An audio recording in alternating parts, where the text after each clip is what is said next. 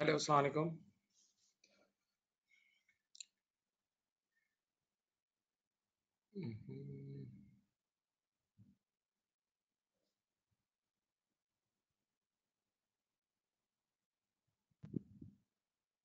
Hello, अस्सलाम वालेकुम। बेटा वॉइस आ रही है? आप लोग को वॉइस नज़र आ रही है? वॉइस वीडियो सब क्लियर है? व्हाट्सएप पे बता दें प्लीज़।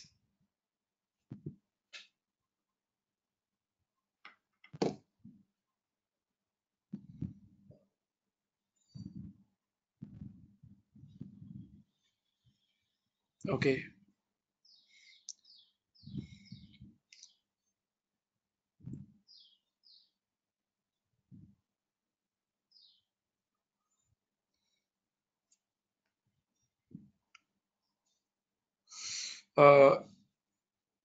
एक सेकेंड, हाँ मैं ज़रा अलाइनमेंट कर लूँ पहले।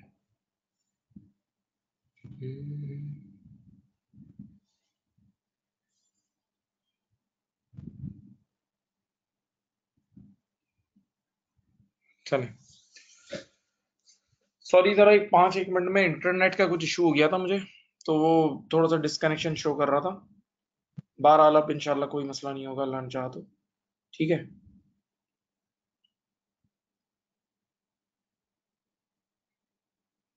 ठीक है जी।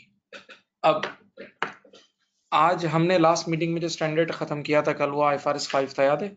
उसका नाम था non current assets held for sale and discontinued operation. Non current assets held for sale and discontinued operation and discontinued operation. Please बच्चों एक्टिव हो जाएं। जितना भी टाइम क्लास है फुल कंसंट्रेशन, और वैसे भी इस क्लास में कंसंट्रेशन ज्यादा ही होती है क्योंकि तफरियां वगैरह नहीं है, आप बिल्कुल अकेले हैं, तो आप फुल कंसंट्रेट करें, सही है? कम वक्त में ज्यादा चीज समझ जाएंगे इंशाल्लाह। बेटा अब जो हम स्टैंडर्ड स्टार्ट कर रहे हैं उसका नाम है IS 41 एग्रीकल्चर। IS 41 एग्रीकल्चर बहुत छोटा स्टैंडर्ड है, एक या दो बार ये एग्जामिन हुआ है P2 में। समझ लो ये स्टैंडर्ड लास्ट 3 इयर्स पहले ACCA का कोर्स अपडेट हुआ है और इस स्टैंडर्ड की एंट्री हुई है। यानी ये स्टैंडर्ड पहले ना F7 में था ना P2 में था। अब ये F7 के कोर्स का भी हिस्सा है और ये P2 के कोर्स का भी हिस्सा है, दोनों यानी SBR के कोर्स का भी हिस्सा है। दोनों का पार्ट है और दो बार गालिबन एग्जामिन हुआ भी है। ठीक है, बहुत ज्यादा चीजें नहीं है, कुछ चीजें हैं, लेकिन हाँ मसाइल वाली चीजें, मसाइल से रिलेटेड चीजें, मसाइल से रिलेटेड चीजें, राइट? ओके, ठीक है। सबको वॉइस क्लियर है? ठीक है, ठीक है, ठीक है, ठीक है। चलो अब देखें, सबसे पहले इस स्टैंडर्ड में एक इशू है, एक नाम है जिसका नाम है बायोलॉजिकल एसिड्स। क्या नाम है? Biological acids. Sir what is biological acid? इतनी सी डेफिनेशन है, लिविंग प्लांट और एनिमल। बायोलॉजिकल एसिड का मतलब लिविंग प्लांट और एनिमल, जिंदा प्लांट हो या जिंदा एनिमल हो उसको बोलते हैं बायोलॉजिकल एसिड। ठीक है, उसको क्या बोलते हैं? बायोलॉजिकल एसिड, उसको बोलते हैं बायोलॉजिकल एसिड। सही है, ओके। अब सुनो, यहां देखें, ये देखें, ये तीन नाम आपके सामने, ये रहा, ये प्लीज देखो, स्क्रीन पे ये तीन चीजें हैं। अब आप मेरी वीडियो को देखें, मेरी शक्ल देखें प्लीज, ऑल ऑफ यू देखें। तीन नाम आपके सामने है, देखो। एक है बायोलॉजिकल एसिड, दूसरा नाम है एग्रीकल्चरल प्रोड्यूस। वो लिखा हुआ यूं है एग्रीकल्चर प्रोड्यूस, लेकिन एग्रीकल्चर प्रोड्यूस है, स्पेलिंग मिस्टेक है। और तीसरा नाम है IS 2। तीसरा नाम क्या है? IS 2। सुने, अब देखो मैं समझाता हूं, ये देखो पहली एग्जांपल, सुनो, इधर इधर इधर इधर, वीडियो में देखना, वीडियो, जिंदा बंदे को देखो। बेटा मेरे सामने एक काव खड़ी है, ये देखो मैं सर पे हाथ फेर रहा हूँ, काव काव को प्यार कर रहा हूँ। मेरे सामने एक काव है। काव क्या है? जिंदा, जिंदा, लिविंग, लिविंग प्लांट और एनिमल, लिविंग एनिमल है ना, तो काव इज बायोलॉजिकल एसिड। काव क्या है? बायोलॉजिकल एसिड, सही है। अब उस काव के अंदर, काव से हमें क्या फायदा होता है? उसका मिल्क मिलता है, तो उस काव के अंदर मिल्क भरा हुआ है, उस काव के अंदर मिल्क भरा हुआ है, that is called agricultural produce, agricultural produce, सही। लेकिन जैसे ही वो मिल्क काव से बाहर आएगा, जैसे ही वो मिल्क काव से बाहर आएगा और अब आप उसको पैक करोगे, प्रोसेस करोगे, तो अब वो इन्वेंटरी बन जाएगी, IS 2 में आ जाएगा। रिपीट, तीन नाम है, बायोलॉजिकल एसिड, एग्रीकल्चरल प्रोड्यूस और इन्वेंट्री। फिर सुने, जिंदा काव मेरे सामने खड़ी है, जिंदा गाय मेरे सामने खड़ी है, सही है। जिंदा काव क्या है? बायोलॉजिकल एसेट, सही है। अब इस गाय का फल क्या है? इसका मिल्क, इसका फल है। तो मिल्क इसके अंदर है, तो that is agricultural produce, that is agricultural produce, सही। लेकिन जैसे ही वो एग्रीकल्चरल प्रोड्यूस इस काव से अलग जुदा होगा, यानी आप जैसे ही दूध बाहर निकालोगे तो अब वो बन जाएगा इन्वेंट्री, अब वो प्रोसेस होगा, चीज बनेगा, वो सब इन्वेंट्री है, ठीक है।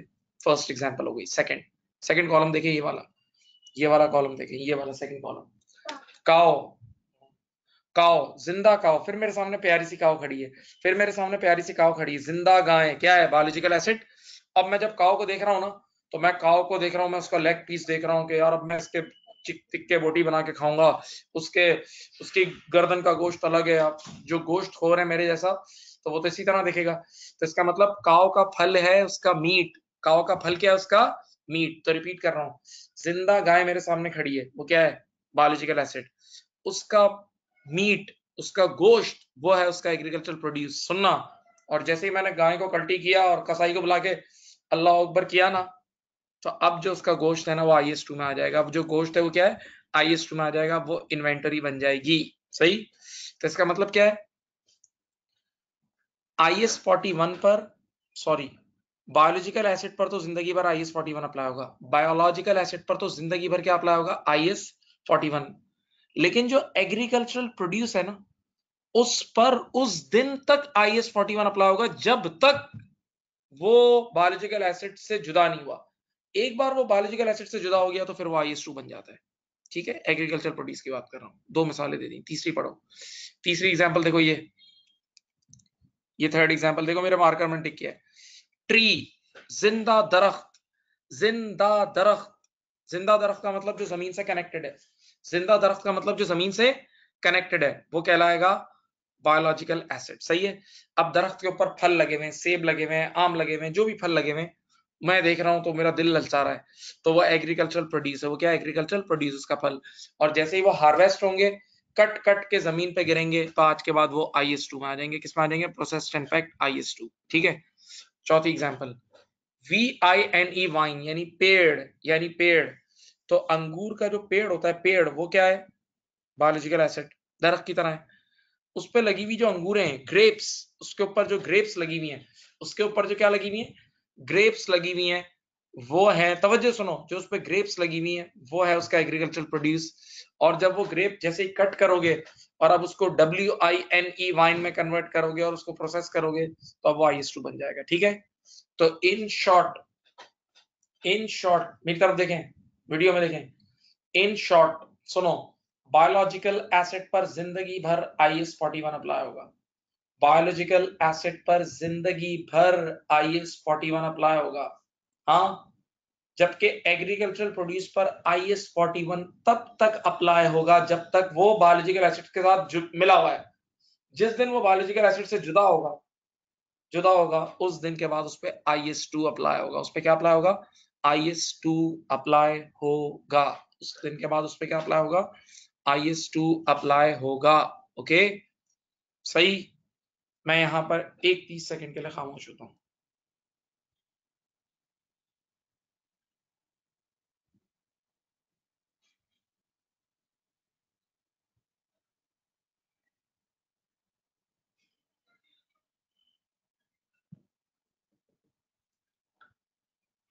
सही।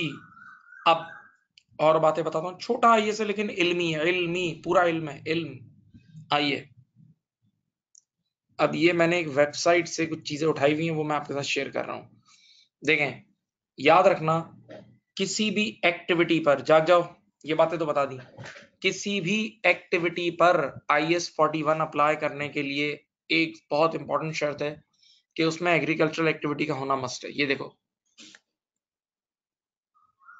एग्रीकल्चरल एक्टिविटी का होना मस्ट है। एग्रीकल्चर किसी भी जगह अगर IS41 अप्लाई करना है तो वहां एग्रीकल्चरल एक्टिविटी का होना मस्ट है, एग्रीकल्चरल एक्टिविटी का होना मस्ट है। बच्चे ने कहा सर ये एग्रीकल्चरल एक्टिविटी क्या है?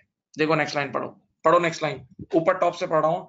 It is the management of biological transformation, example growth of biological acid. रुको, इट इज द मैनेजमेंट यानी मैनेज करना ऑफ बायोलॉजिकल ट्रांसफॉर्मेशन। तवज्जो, बायोलॉजिकल ट्रांसफॉर्मेशन। बायोलॉजिकल ट्रांसफॉर्मेशन का मतलब क्या? मेरी तरफ देखो, मैं छोटी छोटी बकरियां खरीदता हूँ, बकरे खरीदता हूँ और उनको मैनेज करता हूँ, उनको पालता हूँ, उनको दूध पिलाता हूँ, उनको डॉक्टर्स के पास रखता हूँ, अच्छी हवा रखता हूँ, अच्छा उनको अच्छी कंडीशन देता हूँ, तो बड़े बड़े गबरू जवान बन जाते हैं।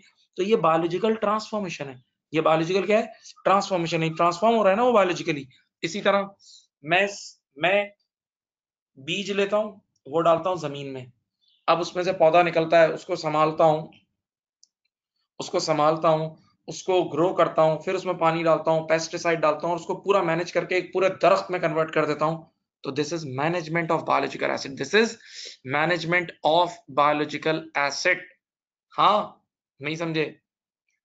तो अब पढ़ो, it is the management of biological transformation, example growth of biological acid. अब नीचे पढ़ो, तीन में से एक मकसद के लिए, तीन में से एक मकसद, मकसद पढ़ लो। नीचे डॉट डॉट लिखे हुए, देखो 3 डॉट लिखे हुए हैं। नंबर 1 सेल, नंबर 1 क्या है? सेल के लिए, बेचने के लिए। एग्जांपल दूं, बकरा ईद का जानवर, जो लोग बकरा ईद के जानवर बेचते हैं, अभी आ गई ना लेटेस्ट एग्जांपल, जो लोग बकरा ईद के जानवर बेचते हैं, तवज्जो फरमाइए, जो लोग बकरा ईद के जानवर बेचते हैं,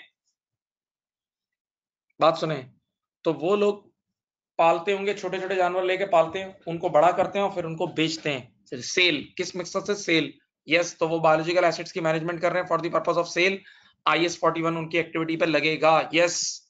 number 2, into agricultural produce, into agricultural produce.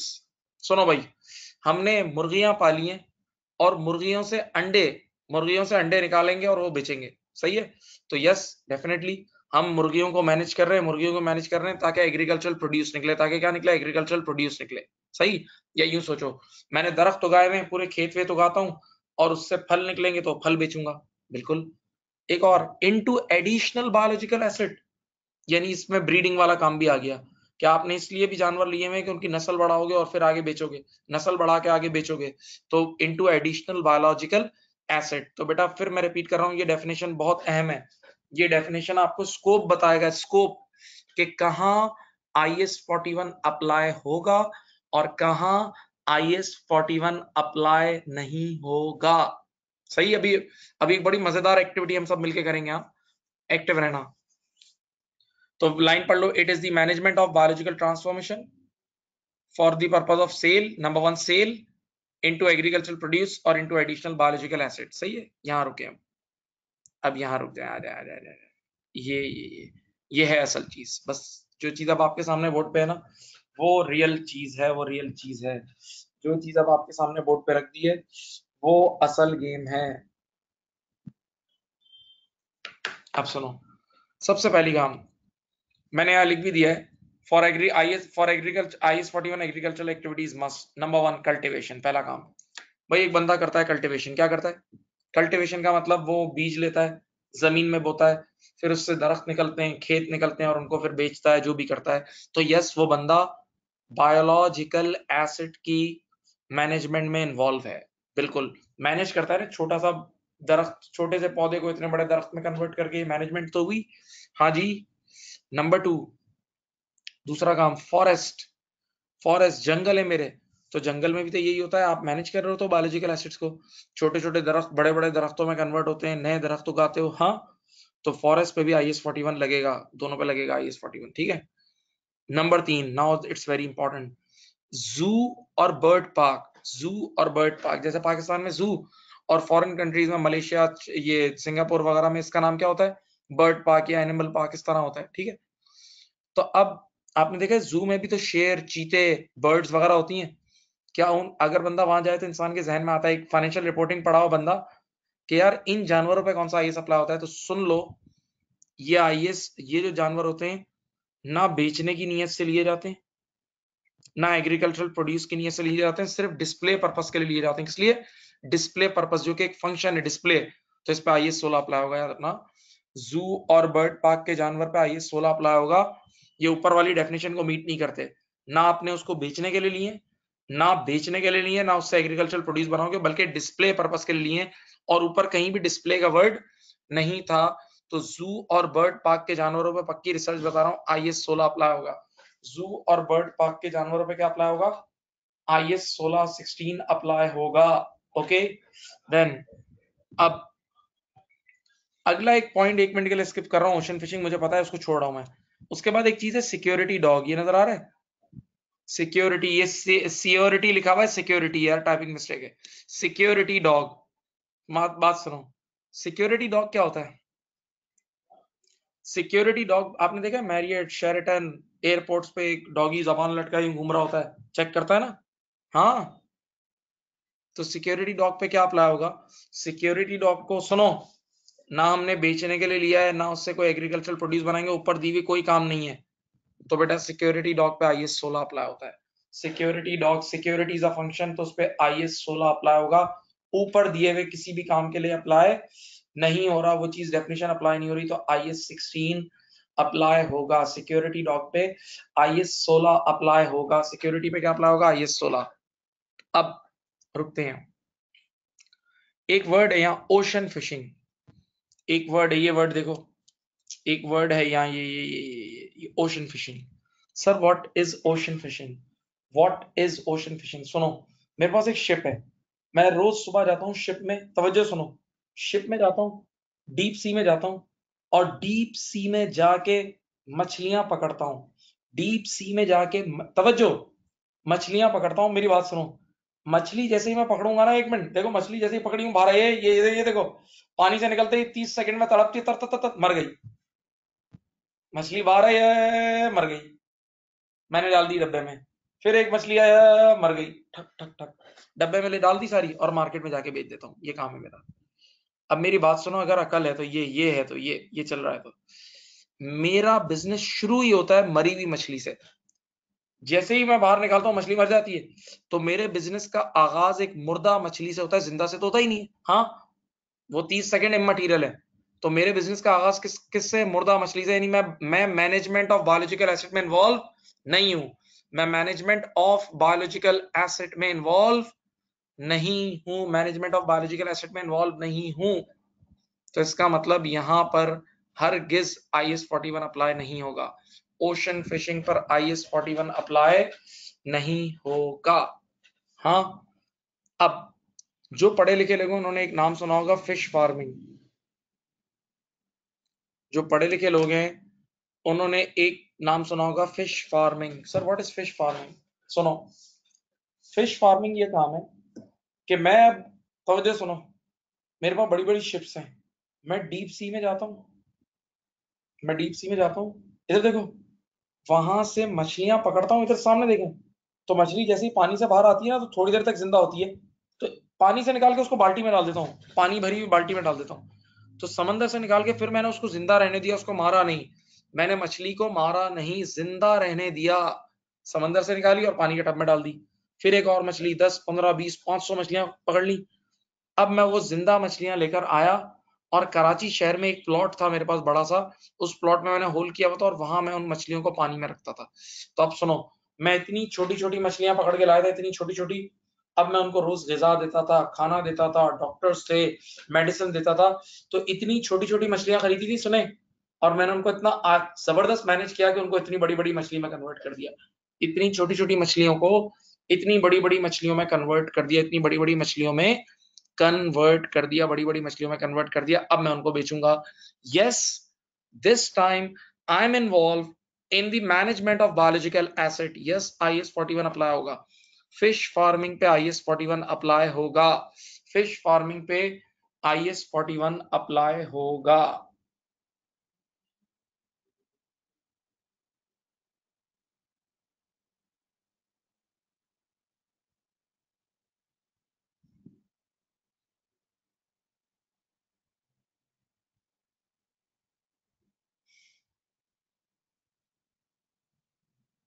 सही, सही, समझ गए? अब मैं तुम्हें एक और काम बताता हूँ, आप लोगों ने शायद दुनिया में देखा होगा, देखा भी होगा, है बहुत दुनिया में मुझे, देखें, पाकिस्तान में शायद हैदराबाद में है या नहीं, दुनिया में बहुत सी जगहों पे है ही है। उसमें क्या होता है बताऊं, आप एक चाइनीज रेस्टोरेंट में जाते हैं ना, तो वहां शीशे का एक बहुत बड़ा ग्लास का एक्वेरियम होता है जिसमें जिंदा मछलियां घूम रही होती हैं, ठीक है। ये जिंदा, वो क्या होते हैं यार, उसको क्या बोलते हैं यार, लॉबस्टर्स। लॉबस्टर्स जिंदा घूम रहे होते हैं, ठीक है। तो आप बोलते हो यार मुझे वो फला मछली बहुत अच्छी लग रही है, आपको वो ले जाते हैं चॉइस कराने, जिंदा मछलियां घूम रही होती हैं, तो वो आप बोलते हो यार वो मछली बहुत अच्छी है। तो उनके पास एक रॉड होता है जिसमें अंदर करंट होता है, तो वो रॉड उस फिश को जाके लगता है थड़, तो वो फिश मर जाती है उसी वक्त। और उस फिश को वो लोग निकाल के ले आते हैं और उसको काट के आपको उसी वक्त ताजी ताजी मछली खिला देते हैं। नहीं समझे? तो अब ये लोग भी जिंदा मछलियों में डील कर रहे हैं, कितने दिनों तक वो मछलियां उनके पास होती हैं, जिंदा फिशेस में डील कर रहे हैं बेचने की नीयत से। पढ़ लो ऊपर इसको, जिंदा जिंदा बायोलॉजिकल एसिड में डील कर रहे हैं बेचने की नीयत से। तो इस पर भी IS 41 अप्लाई होगा।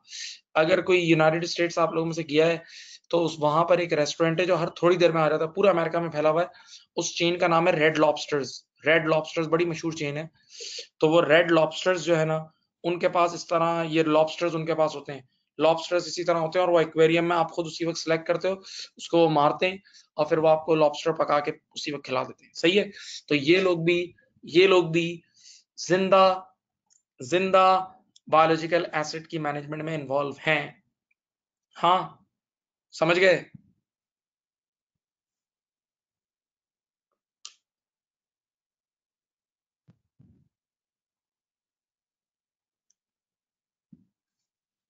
अब एक और नाम है, आखिरी नाम है, उसका नाम है वुड यार्ड। आखिरी नाम है, नाम देखो, वुड यार्ड। वुड यार्ड ये क्या चीज है? ये F7 के अंदर एक बार एक MCQ में आया था। ये F7 में एक बार एक MCQ में आया था, इसका नाम है वुड यार्ड। ये क्या है? सुनो, पूरी स्टोरी सुनो। बेटा मैं जो है ना, मैं जंगल में जाता हूँ रोज सुबह, और जंगल में जाके वुड की कटिंग करता हूँ। जंगल में जाके कुल्हाड़ी होती है मेरे पास, वुड को कट करता हूँ। उस कटी हुई वुड को लेकर आके अपने स्टोर रूम में रख देता हूँ। स्टोर रूम में रख दिया। अब जब डिमांड आती है, जब जरूरत पड़ती है लोगों को, तो बेचता हूँ और पैसे कमाता हूँ। फिर सुनो, मेरा बिजनेस शुरू कैसे हो रहा है। जंगल गया, फॉरेस्ट गया, वहां जाके मैंने वुड कट की। अब उस कटी हुई वुड को लाके अपने स्टोर रूम में रख दी, और अब जब भी ग्राहक आएंगे तो मैं बेच दूंगा। ठीक है। सवाल सवाल, क्या ऐसी सूरत हाल में IS 41 अप्लाई होगा? जवाब नो। NO, no. क्यों? मेरे बिजनेस का आगाज ही मुर्दा वुड से हो रहा है। मेरे बिजनेस का आगाज किससे हो रहा है? मुर्दा। मैं देखो, मैं जंगल जाता हूँ, बिजनेस शुरू कैसे करता हूँ? वुड को काटता हूँ, तो वुड जैसे ही कटी उसी वक्त मुर्दा वुड हो गई। वुड जिंदा कब है? हाँ, वुड जिंदा कब तक है? जब जमीन से कनेक्टेड है। एक बार कट गई तो मुर्दा वुड। यानी मेरे बिजनेस का आगाज ही मुर्दा वुड से हो रहा है। मेरे बिजनेस का आगाज ही मुर्दा वुड से हो रहा है। हाँ, तो मैं जिंदा बायोलॉजिकल एसिड की मैनेजमेंट में इन्वॉल्व ही नहीं हूं ना बेटा। तो अब यहाँ पर IS 2 अप्लाई होगा। मेरी इन्वेंटरी है, बेचने की नीयत से ले रहा हूँ, आगे बेच देता हूँ। ठीक है। तो ये जो मैंने इल्मी बहस की है ना, ये इस IS से रिलेटेड पूछी जा सकती है। असल इस IS का दिल यही था। बस अब एक दो चीजें और है, बाकी असल दिल दिल यही था। असल इस IS का दिल यही था। ये हार्ट था इस IS का। अब मैं थोड़ी देर खामोश हूँ। देखो ये मैंने आपको, ये देखो, ये था इसका स्कोप। ये देखो, ये देखो, ये वाली जो चीज थी ना, ये इसका, एक मिनट,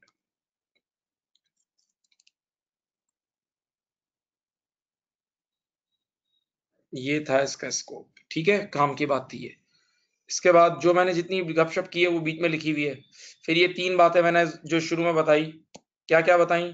कि वो मैंने काऊ पे हाथ फेर रहा था, देखा? हाँ, उसको बोलते हैं बायोलॉजिकल एसिड। फिर उसका एग्रीकल्चरल प्रोड्यूस, याद है, उसका फल। और वो फल जब कट के जमीन पे गिरता है तो उस पर IS 2 अप्लाई हो जाता है। हाँ, 30 सेकंड, 1 मिनट की खामोशी देख लो।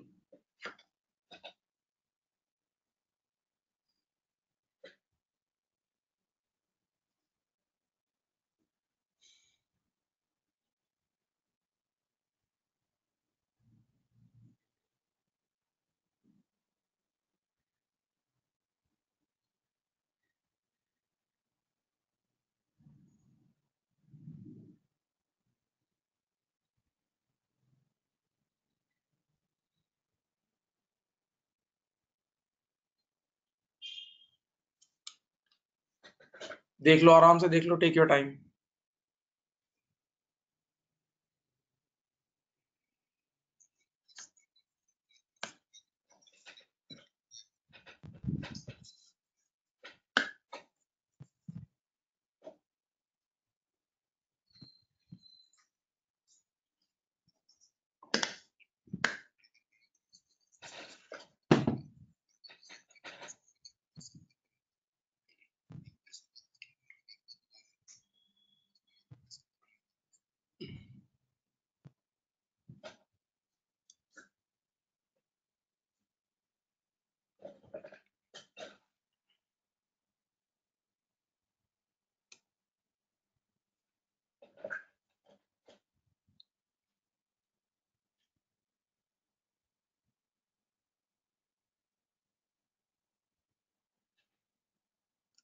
अब जागो, सुनो भाई।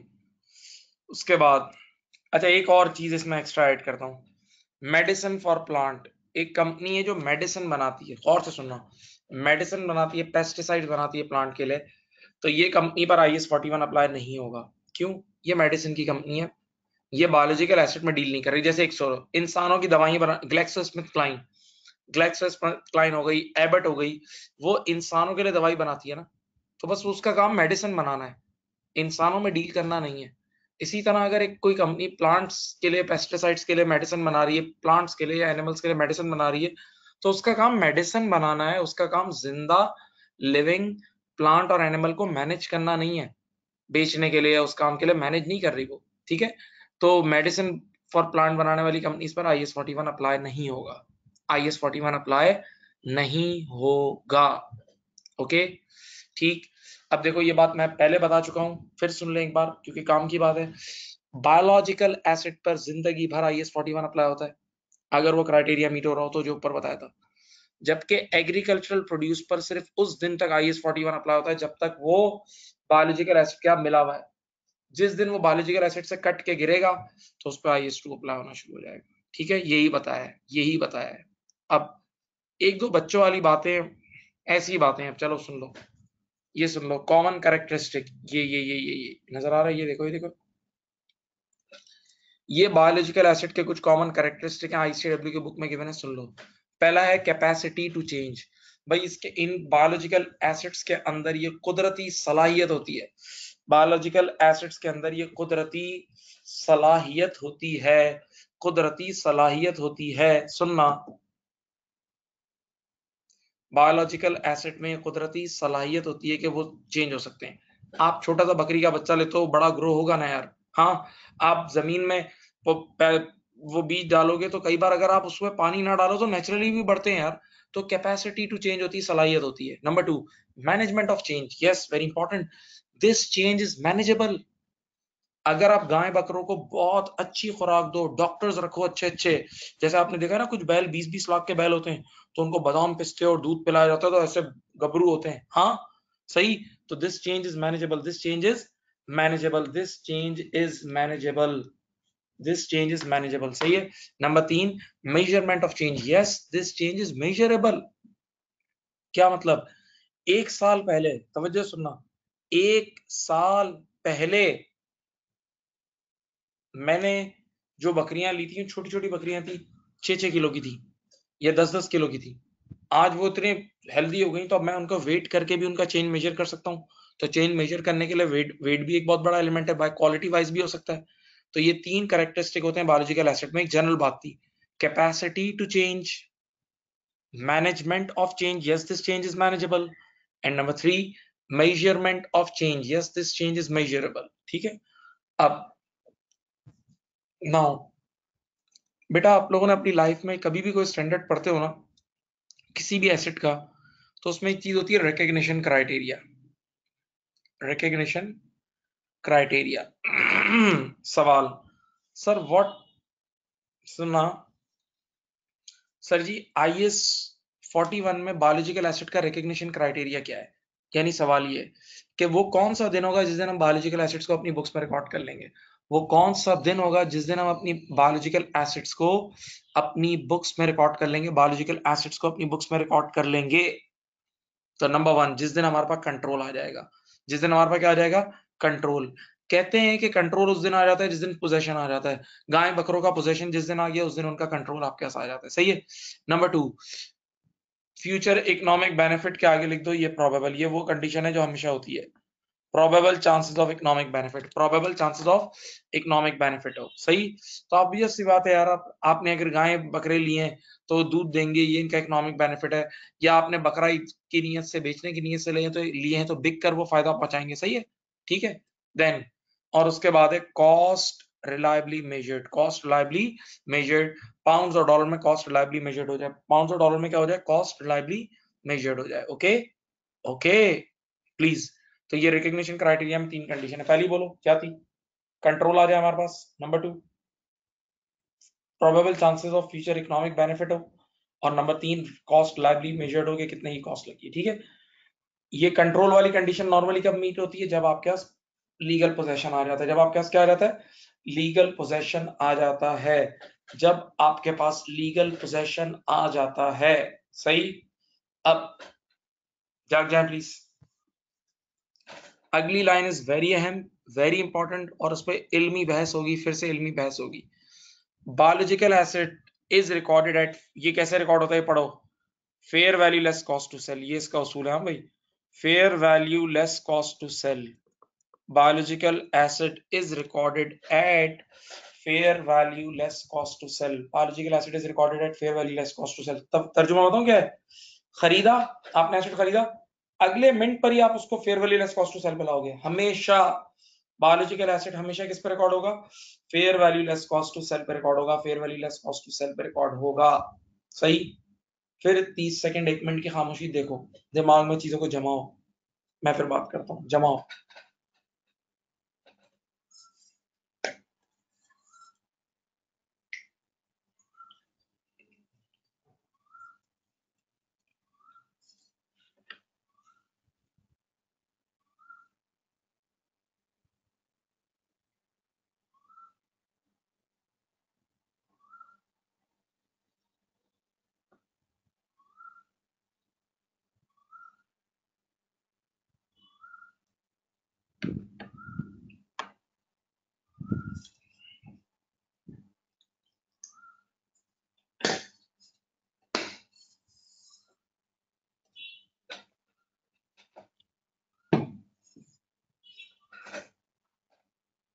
अब सुनो, biological assets are recorded fair value less cost to cell.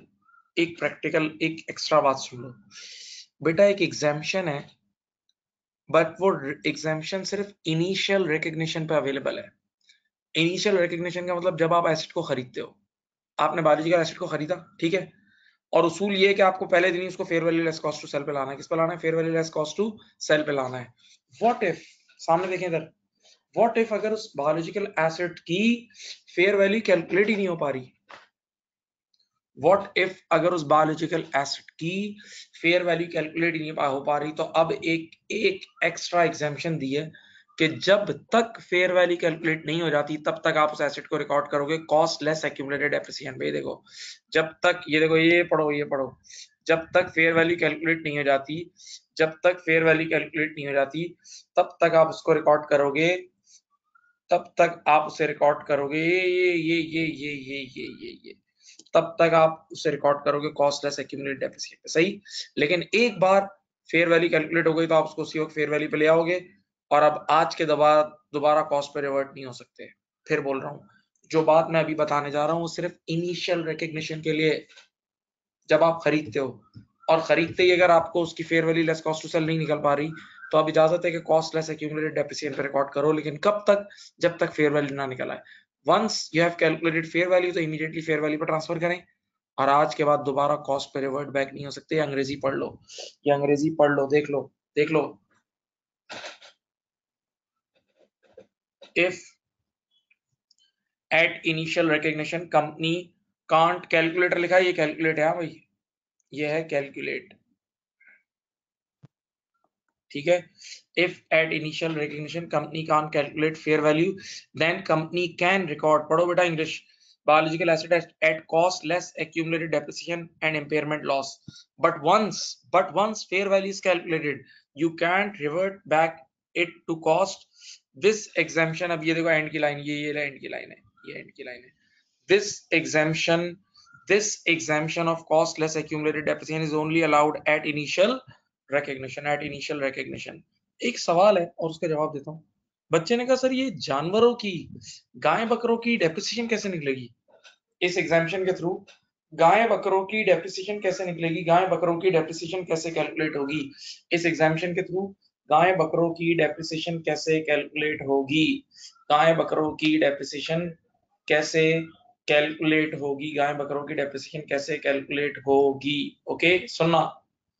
तो अब इसका जवाब ये है, इसका जवाब ये है, सुनो, कि बेटा हर जानवर की एक लाइफ होती है। आप इसको जाके नेट पर स्टडी करना।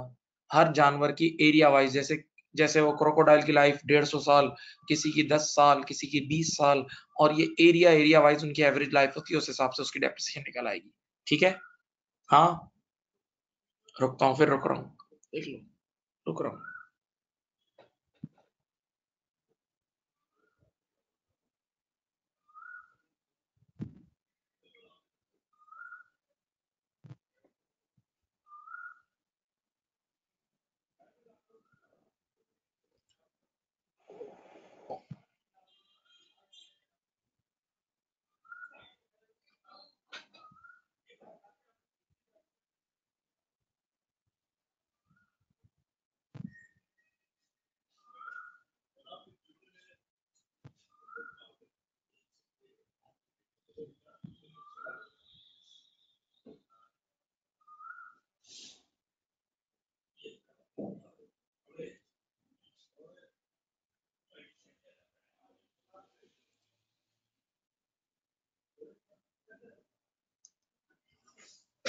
सही। हाँ, अब सुनो, बच्चे ने अगला सवाल किया, ये सर ये बीच में लिखा हुआ है देखो, कॉस्ट टू सेल में नॉर्मली कमीशन और टैक्सेस आते हैं, कॉस्ट टू सेल में जो कमीशन वगैरह और टैक्सेस वगैरह देने होते हैं वो इसमें आ जाते हैं, सही है। अब यहाँ पर स्टूडेंट ने एक सवाल रेज किया, यहाँ पर स्टूडेंट ने एक क्वेश्चन रेज किया। सर जब आपने कहा, सुकून से सुने, कि बायोलॉजिकल एसेट्स को, बल्कि एग्रीकल्चरल प्रोड्यूस को भी, क्योंकि एग्रीकल्चरल प्रोड्यूस भी बायोलॉजिकल एसेट के जिस्म का एक हिस्सा है, सोचें, एग्रीकल्चरल प्रोड्यूस भी बायोलॉजिकल एसेट के जिस्म का एक हिस्सा है। हाँ, तो बायोलॉजिकल एसेट्स और एग्रीकल्चरल प्रोड्यूस दोनों को fair value less cost to sell पर रिकॉर्ड करते हैं। तो बच्चे ने क्या बोला, देखो सुनो, सर ईयर के स्टार्टिंग में जो फेयर वैल्यू होती है वो ईयर एंड पे तो नहीं होती, फेयर वैल्यू तो ईयर एंड पे चेंज हो चुकी होगी। तो अब जब हम ईयर एंड पे फेयर वैल्यू पे लेकर आएंगे तो कुछ चेंज आएगा ना, इनकम या एक्सपेंस, तो उस चेंज को कहाँ बुक करेंगे, याद रखना, डायरेक्ट पीएनएल में बुक करेंगे, डायरेक्ट प्रॉफिट एंड लॉस में बुक करेंगे। ये लाइन पढ़ो, ये देखो पढ़ो, चेंजेस इन फेयर वैल्यू पढ़ो, less cost to sell is taken to PNL, direct income या एक्सपेंस, डायरेक्ट इनकम या एक्सपेंस, सही है बेटा। हर हाल में बायोलॉजिकल एसेट को fair value less cost to sell पे रिकॉर्ड करना है, हर हाल में बायोलॉजिकल एसेट को fair value less cost to sell पे रिकॉर्ड करना है, हर हाल में बायोलॉजिकल एसेट को fair value less cost to sell पे रिकॉर्ड करना है। तो बच्चे ने कहा सर फेयर वैल्यू जो साल के शुरू में होगी, ईयर के एंड तक तो वो चेंज हो चुकी होगी, तो जब हम ईयर के एंड पे फेयर वैल्यू पे लेकर आएंगे तो या तो ऊपर हो गई होगी या नीचे हो गई होगी। तो ये जो भी चेंज आएगा फेयर वैल्यू का, ये डायरेक्ट पीएनएल में रिपोर्ट होगा, ये डायरेक्ट पीएनएल में रिपोर्ट होगा, फेयर वैल्यू का जो भी चेंज आएगा वो डायरेक्टली पीएनएल में रिपोर्ट होगा। बच्चे ने कहा क्यों, बच्चे ने कहा व्हाट इज द लॉजिक, इसकी लॉजिक बहुत अच्छी है, मैं लॉजिक आपकी खिदमत में पेश करता हूँ, जरा स्क्रीन मूव करके आपको समझाता हूँ, चले सुने, सामने देखें, ये आपके सामने एक अकाउंटिंग पीरियड गिवन है, अगर नजर आ रहा है तो आपके सामने एक अकाउंटिंग पीरियड गिवन है, 1 जनवरी 08 टू 31 दिसंबर 08, आपके पास अकाउंटिंग पीरियड गिवन है 1 जनवरी 08 टू 31 दिसंबर 08, ऐसा ही है। अब सुनो बेटा, ईयर के स्टार्टिंग पे जो अकाउंटिंग पीरियड की बिगनिंग क्या है, 1 जनवरी 08, मैंने, मेरा काम सुन लो क्या था, मेरा काम सुनो, मैं गाय बकरे खरीदता था और उनको अगली बकरा ईद के लिए पालता था, समझ लो, यानी गाय बकरे बेचने की नीयत से पालता था। तो अगर गाय बकरे बेचने की नीयत से पाल रहे हो तो IAS 41 अप्लाई होगा, अभी पढ़ाया था, ठीक है। अब सुनो तो सही, ईयर के स्टार्टिंग में मेरे पास छोटी छोटी बकरियां थी, तो मैंने उनकी फेयर वैल्यू जो थी ना, वो थी लेटेस्ट से 15,000, उनकी फेयर वैल्यू थी 15,000, यानी बहुत कमजोर किस्म के जानवर थे, बिल्कुल भूखे, खरीदे थे गरीब आदमी से किसी, तो बिल्कुल बेकार से जानवर थे, 15,000 रुपए के, सही है। अब ड्यूरिंग द ईयर मैंने उनको खूब खिलाया पिलाया, खूब खर्चा किया, लड़के रखे थे, मालिश करते थे उनकी, ये वो उनको खिलाते पिलाते थे प्रॉपर। तो ईयर एंड पर वो गबरू जवान हो गए थे बिल्कुल, ठीक है। तो जब ईयर एंड पर फेयर वैल्यू निकाली तो 1 लाख रुपए फेयर वैल्यू आ गई थी, 1 लाख रुपए फेयर वैल्यू आ गई थी। अब आईएएस क्या कहता है, आप सुने आईएएस के वर्डिंग सुनो, आईएएस कहता है जो भी चेंज इन फेयर वैल्यू वो डायरेक्ट पीएनएल में जाएगा, जो भी चेंज इन फेयर वैल्यू वो directly PNL profit and loss में जाएगा। तो बताओ, ईयर के स्टार्टिंग की फेयर वैल्यू थी 15 और ईयर के एंड की कितनी है, 1 लाख। ईयर के स्टार्टिंग की फेयर वैल्यू थी 15,000 और ईयर के एंड की कितनी है, 1 लाख। तो चेंज कितना है, 85,000, चेंज कितना है, तो वो चेंज हमारा पीएनएल में जाएगा तो इनकम बुक हो जाएगी। हाँ, तो आपने इनकम बुक कर ली ड्यूरिंग द ईयर, ये इनकम बुक कर ली। तो बच्चे ने कहा यार ये इनकम क्यों बुक हुई, इसकी लॉजिक है? मैंने कहा हाँ है, सुनो जरा सोचो, ये बकरे, ये गाय बकरे ऐसे ही गबरू जवान बन गए, ये गाय बकरे ऐसे ही गबरू जवान बन गए। सुनो, इनको बादाम पिस्ते खिलाए, इनके लिए लड़के रखे, तो इनके ऊपर कितनी ऑपरेटिंग कॉस्ट लगी होगी, इनको ड्यूरिंग देयर इन्होंने खाया पिया होगा तो ऑपरेटिंग कॉस्ट लगी होगी, तो वो ऑपरेटिंग कॉस्ट भी उसी साल पीएनएल में जाएगी, वो ऑपरेटिंग कॉस्ट भी उसी साल पीएनएल में जाएगी, वो ऑपरेटिंग कॉस्ट भी उसी साल पीएनएल में जाएगी। तो इनकम 85 है और ऑपरेटिंग कॉस्ट 30 है, तो ये आपके पास कितना आ जाएगा? 85 minus 30 is 55,000. 85 minus 30 is 55,000. 85 minus 30,000 is 55,000. ऐसा ही है? हाँ जी। तो बेटा इनकम और एक्सपेंसेस मैच होके ट्रू प्रॉफिट आपके सामने आ जाएगा, तभी उसने फेयर वैल्यू का चेंज पीएल में ले जाने दिया है, क्योंकि एक्सपेंसेस भी तो पीएल में जाते हैं। सोचो, एक्सपेंसेस भी पीएल में जाते हैं ताकि इनकम और एक्सपेंसेस मैच होके ट्रू प्रॉफिट प्यारे बच्चों आपके सामने आ जाए। हाँ, फिर 1-2 मिनट की खामोशी देख लो सर।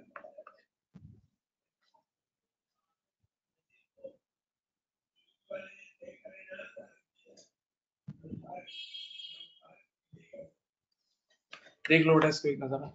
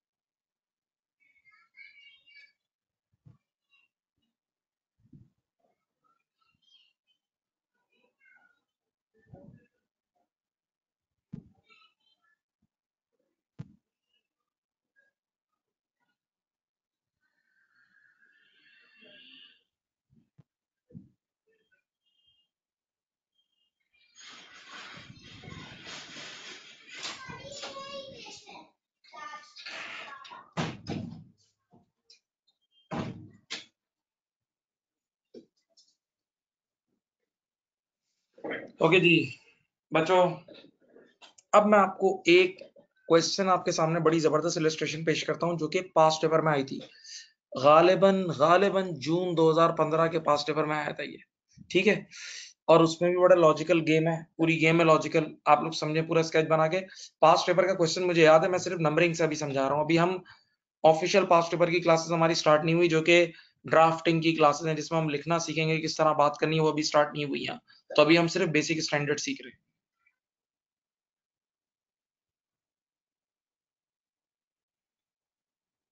चलो अब देखो, मैं स्क्रीन को थोड़ा सा चेंज करता हूँ, ये देखें यहाँ है, ये। अच्छा देखें, मैंने आप अब पहले इस स्केच को देखो, आपको उम्मीद है नजर आ रहा है सब कुछ। हाँ बेटा, आपके पास रियल लाइफ में हम लोगों ने वैसे हमारा ये इत्तेफाक है, ये इत्तेफाक है कि हम लोग ईयरली बात करते हैं। हम लोग जब हम लोग अपने F7 लेवल पे अकाउंट्स बनाते थे तो ईयरली बनाते थे। हम लोग F7 लेवल पे अकाउंट्स बनाते थे तो ईयरली बनाते थे, ईयरली, सही है। लेकिन बेटा रियल लाइफ में हाफ ईयरली रिपोर्टिंग भी होती है, क्वार्टरली। इवन आपके इस मुल्क इस्लामिक रिपब्लिक ऑफ पाकिस्तान में क्वार्टरली रिपोर्ट्स बनती हैं, Islamic Republic of quarterly reports. अगर आपने स्टॉक मार्केट में किसी कंपनी में इन्वेस्ट किया है तो आपको पता होगा क्वार्टरली रिपोर्ट्स आ रही होती, सही है। तो जिस कंपनी का सवाल आया था उसमें क्वार्टरली रिपोर्ट्स आ रही थी, ये क्वार्टरली रिपोर्ट्स आपके सामने हैं, क्वार्टरली रिपोर्ट्स आपके सामने हैं, सही। ओके, अब सुनो, आपके पास पहले अपना काम सुनो, सवाल क्या था आपके पास। अच्छा, इससे पहले कि मैं सवाल कर रहा हूं एक और लाइन बता दूं, no IS 41 on land and building, no IS 41 on land and building. Land and building पे IS 41 अप्लाई नहीं होता, लैंड एंड बिल्डिंग पे अप्लाई होता है या तो IS 16 अप्लाई होता है अगर आपने अपने यूज के लिए लिया हुआ है। अगर आपने अपने यूज के लिए लिया हुआ है तो लैंड एंड बिल्डिंग पे क्या अप्लाई होगा? IS 16 अप्लाई होगा। और अगर, तवज्जो सुनो, और अगर आपने रेंट पे देने के लिए बिल्डिंग ली हुई है, किसी को रेंट पे दी हुई, तो IAS 40 अप्लाई होगा।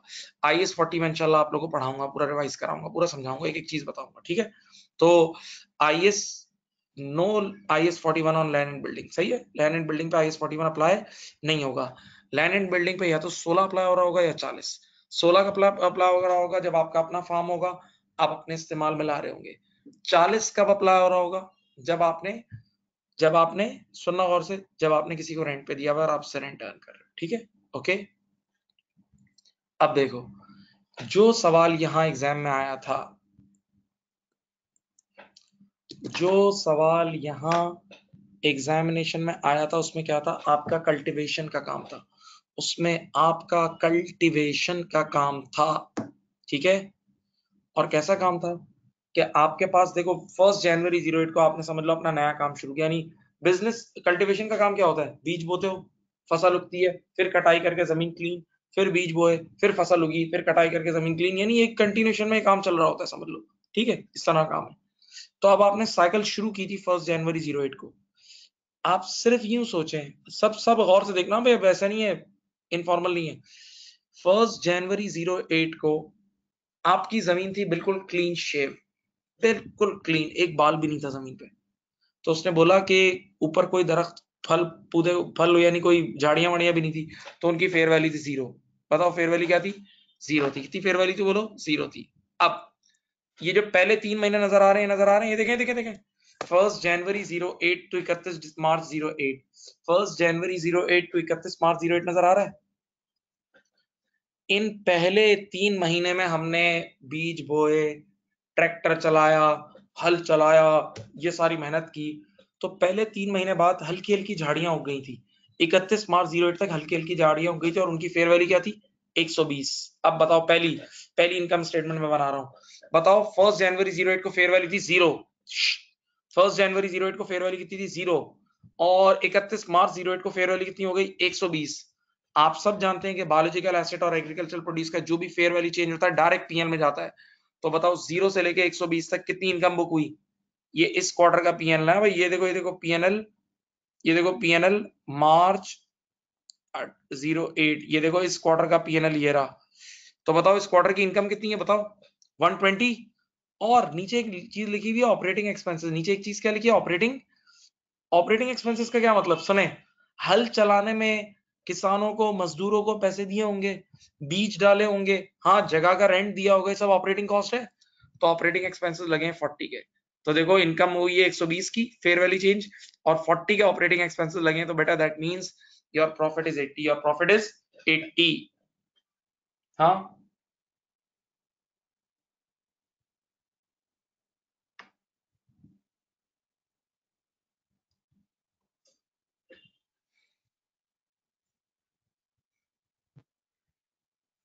सही।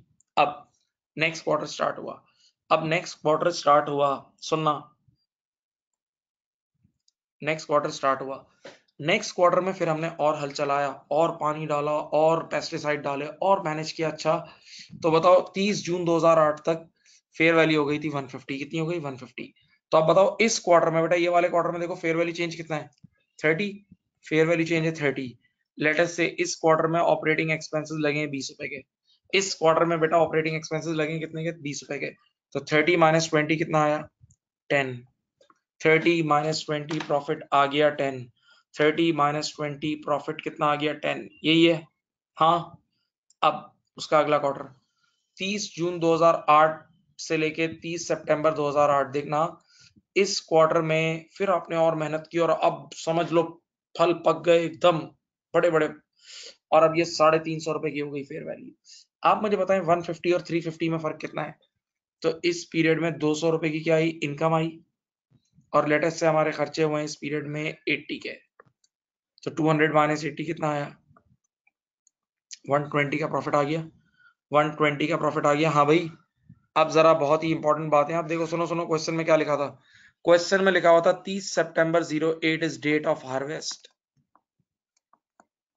डेट ऑफ हार्वेस्ट 30 सितंबर 08 को इस फसल की कटाई हुई। जागो, 30 सितंबर 2008 को इस फसल की कटाई हुई। कटाई कटाई कटाई कटाई, हाँ, तो अब जरा तवज्जो सुनना, एक बार फसल कट गई तो अब वो IS2 बन गई, IS2 बन गई। अब काम की बात है, सुनना प्लीज। याद रखना, जो हार्वेस्टिंग डेट होगी, जिस दिन कटाई होगी, उस दिन की जो फेयर वैल्यू होगी ना, वो IS2 की कॉस्ट होगी। उस दिन की फेयर वैल्यू आने वाले कल के IS2 की कॉस्ट होगी। उस दिन की फेयर वैल्यू IS2 की कॉस्ट होगी। उस दिन की फेयर वैल्यू IAS2 की क्या होगी? कॉस्ट होगी। IS2 की कॉस्ट होगी। हाँ, सही। अब जरा अब शुरू हो गया IS2। तुम मुझे बताओ, तुमने लाइफ में IS2 पढ़ा हुआ है यार, ओ लेवल ए लेवल सब में पढ़ा हुआ है, F3 F7। IS2 कहता है कि अब अगर फेयर वैल्यू बढ़ेगी ना, तो अब जब तक बिकेगा नहीं, आप ऊपर का गेन बुक नहीं कर सकते। अब ऊपर का गेन बुक नहीं कर सकते, सही। तो फॉर इंस्टेंस उसने यूं बोला, देखो सुनो, उसने बोला कि अब दिसंबर 08 के एंड पे फेयर वैल्यू हो गई है 450। दिसंबर 08 के एंड पे इस इन्वेंट्री की फेयर वैल्यू 450 हो गई, लेकिन अभी बिकी नहीं है, अभी बिकी नहीं है। तो जब तक बिकी नहीं है, आप ऊपर का गेन बुक नहीं कर सकते, because IS2 says inventory inventory should be recorded at lower of cost और NRV। Inventory should be recorded at lower of cost और NRV। तो अब मजीद एक बार हार्वेस्ट हो गया, एक बार कट गया, यानी IS2 में शिफ्ट हो गया।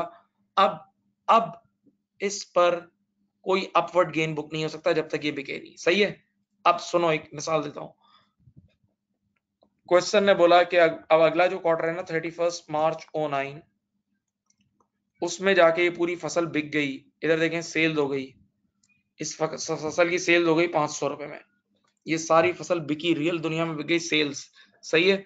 अब आप सब ने बचपन से पढ़ा हुआ है, इधर देखो मेरी तरफ, उंगलियां देखो मेरी। जिस पीरियड में सेल बुक करते हो उसी पीरियड में कॉस्ट ऑफ सेल बुक करते हो, F7 में पढ़ते थे। जिस पीरियड में सेल बुक करते हो उसी पीरियड में क्या बुक करते हो?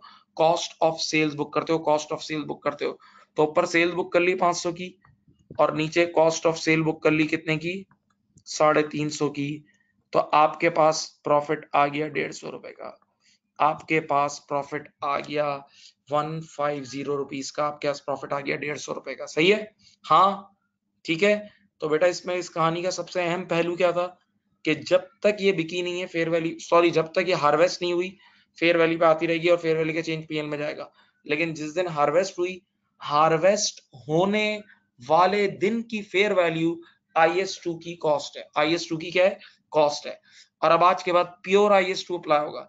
और IS2 आपने बचपन से पढ़ा हुआ है कि IS2 मना करता है कि ऊपर का फेयर वैल्यू चेंज हम बुक नहीं कर सकते, ठीक है। जब तक, हाँ, जिस दिन बिकेगी उस दिन जितना प्रॉफिट है आप बुक कर सकते हो, उस दिन जितना प्रॉफिट है आप आराम से बुक कर सकते हो। अब आराम से इस सवाल को देखें, आराम से लिखना है तो लिख लें। वैसे तो आपको, मैं आपको व्हाट्सएप करता हूँ हमेशा फाइल, लेकिन आप इसको आराम से देख लें।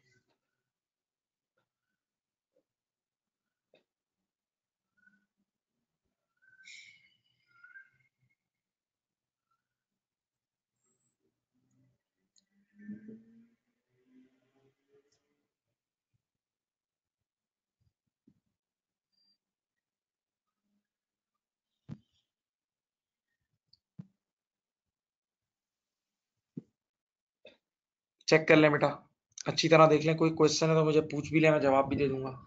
कोई सवाल किसी ने पूछना है तो पूछ लो भाई।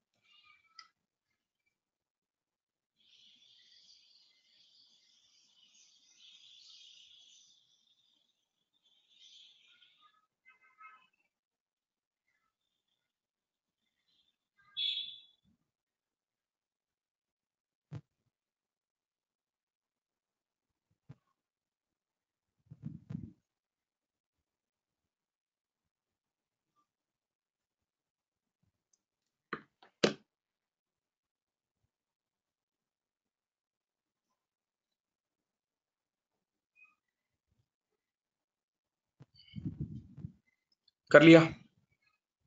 कर लिया? अब देखो ये सारी बातें अब आप लोगों ने जहन में रखनी है, जितनी बातें मैंने बताई है ना, ये भूलनी नहीं है। मैंने इसमें स्टार्टिंग में क्या बताया था कि देखो, सबसे पहले बायोलॉजिकल एसिड क्या था? लिविंग प्लांट और एनिमल, जिंदा प्लांट या एनिमल, सही है। और फिर मैंने ये वाली एक्टिविटी आपको पूरी समझाई थी, ये देखो ये चीज कि जिंदा लिविंग प्लांट और एनिमल बायोलॉजिकल एसिड है, उसका फल एग्रीकल्चरल प्रोड्यूस है, लेकिन वो फल जैसे ही कट के उस बायोलॉजिकल एसिड से जुदा होगा तो वो IS2 बन जाएगा, ठीक है। ये सारी मिसालें दी थी।